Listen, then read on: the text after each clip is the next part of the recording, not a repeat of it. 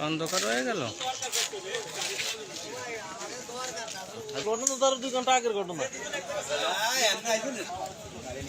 কালিয়ায় পৃথক অভিযানে ৭,৪০০ litre diesel জব্দ, ২ জনকে জরিমানা। বিস্তারিত থাকছে নড়াইল থেকে মোহাম্মদ রাসেল শেখের প্রতিবেদনে।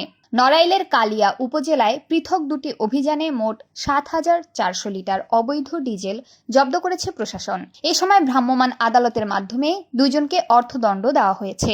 ৩০শে মার্চ সোমবার বিকেল ৫টার দিকে প্রথম অভিযানে কালিয়া উপজেলা সহকারী কমিশনার শ্রাবণী বিশ্বাসের নেতৃত্বে কলাবাড়িয়া সড়কে অভিযান চালিয়ে অবৈধভাবে মজুদের উদ্দেশ্যে পরিবহনকালে ৫,৬০০ লিটার ডিজেল জব্দ করা হয়। এ ঘটনায় খায়রুল শেখ বয়স ৪৫, পিতা হানেফ শেখ গ্রাম যোগানিয়াকে ২৫,০০০ টাকা জরিমানা করা হয়।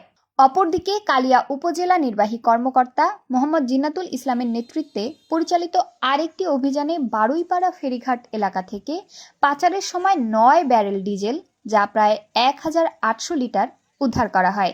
এ ঘটনায় মোহাম্মদ লিটু শেখ বয়স ৫৫, পিতা সাত্তার শেখ গ্রাম মাউলি, থানা কালিয়া, জেলা নড়াইলকে ভ্রাম্যমাণ আদালতের মাধ্যমে ১০,০০০ টাকা জরিমানা করা হয়।